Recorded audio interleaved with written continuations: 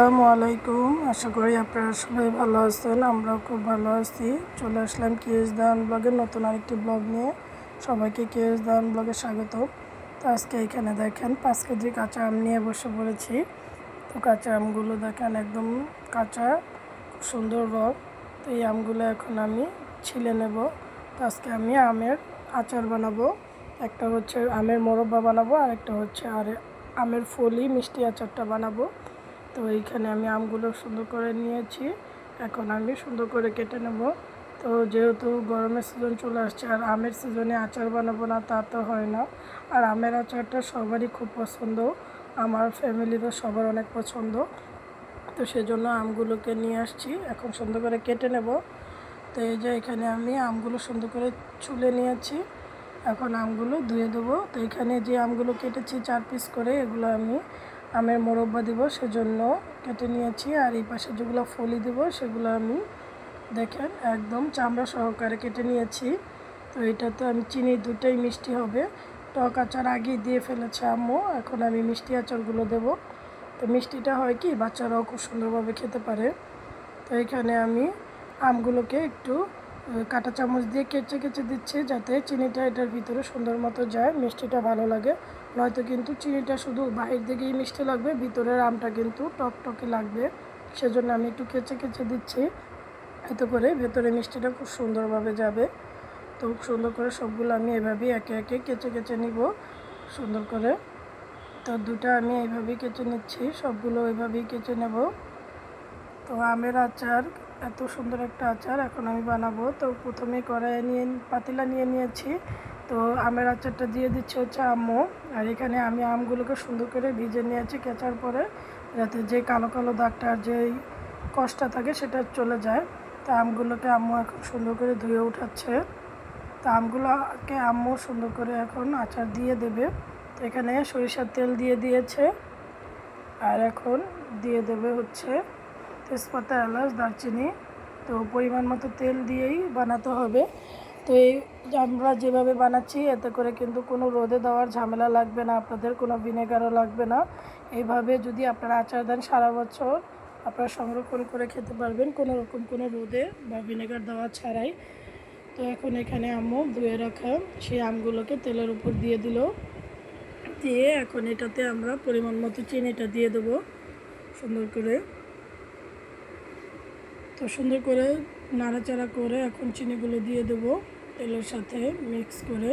তো সরিষার তেলের আচার বলতে সরিষার তেল লাগে, সরিষার তেল ছাড়া কিন্তু হয় না। সরিষার তেলের যে স্বাদটা সেটা আচারের জন্যই পারফেক্ট। তো এখানে আমি চিনি দিয়ে দিচ্ছি আম্মু।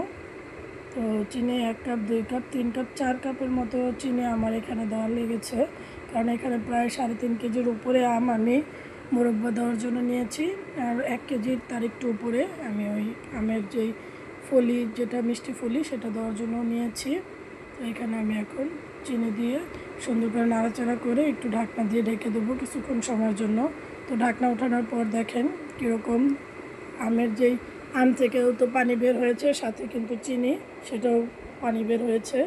তো এটাকে আমি বেশি নাড়াচাড়া করব না, সামান্য হালকা নাড়াচাড়া করে এখন আমি রেখে দেবো, এখন আর ঢাকবো না। এটা চুলার জালটা কিন্তু একদম মিডিয়াম, বলতে একদম মিডিয়ামের থেকে কম করে দিয়েছি। তো হালকা আরেকটু ঢাকা দিয়ে দিল আম্মু, বললো যে উপরেরগুলো সেদ্ধ হয়নি, ওটা একটু সেদ্ধ হবে। তো এখন ঢাকনা সরিয়ে দিয়েছে। তো এখন আমি পরের দিন সকালবেলা আবার পাতিলাটা রেখে দিয়েছিলাম সারা রাত, আর করিনি। তো পরের দিন সকালবেলা দেখেন এটা থেকে কিন্তু অনেকগুলো পানি বের হয়েছে। রাতে আর কোনো রকম জাল দিইনি, একবার জাল দেওয়ার পরে রেখে দিয়েছিলাম। তো এখন আমি সুন্দর করে নিয়ে নিয়েছি। এখন এটা আমি সুন্দর করে জাল দিয়ে এটার যে রসটা সেটা আমের সাথে সাথে একদম মিশে যায়, সেভাবে রেখে একদম রসটা আমের ভিতরে যাতে যায় সেজন্য টানিয়ে নেব। তো আস্তে আস্তে 2 দিন জাল দেওয়াতে কিন্তু মিষ্টিটা একদম সুন্দর করে আমের ভিতর চলে গেছে। আর এই দেখেন সুন্দর করে টেনে নিয়েছি। এখন আমি এটা নামিয়ে নেব। নামিয়ে নিয়ে এটার যে উপকরণ সেগুলো ভেজে নেব। তো প্রথমে শুকনো মরিচ হালকা লাল লাল করে তেলে নেব, এগুলো আমি গুঁড়ো করে হালকা দেবো। এতে করে হবে কি, আমের যে মিষ্টি মোরব্বা সেটা একটু ঝাল ঝাল স্পাইসির মতো হালকা লাগবে, এতে কিন্তু খেতেও ভালো লাগবে। বাচ্চা আর বড় যারাই খাক তাদের খেতে খুবই দারুণ লাগবে। তো তো মরিচগুলো ভাজা হয়ে গেছে। তারপর আমি যে ফলিটা এটাও আমি রাতে দিয়ে রেখেছিলাম। তো এখন আমি ওটা সুন্দর করে টানিয়ে নেব আর এখানে মরিচটা গুঁড়ো করে নেব। তো সব কিছু গুঁড়ো করার পর ফলি এখানে দেখেন একদম সুন্দর করে হয়ে গেছে। এখানে আমি মরিচের গুঁড়ো আর পাঁচফোড়নের গুঁড়ো বেটে নিয়েছি, সেটা দিয়ে দেবো। দিয়ে জাস্ট হালকা নাড়াচাড়া দেবো। হালকা নাড়াচাড়া দিয়ে নামিয়ে নেব।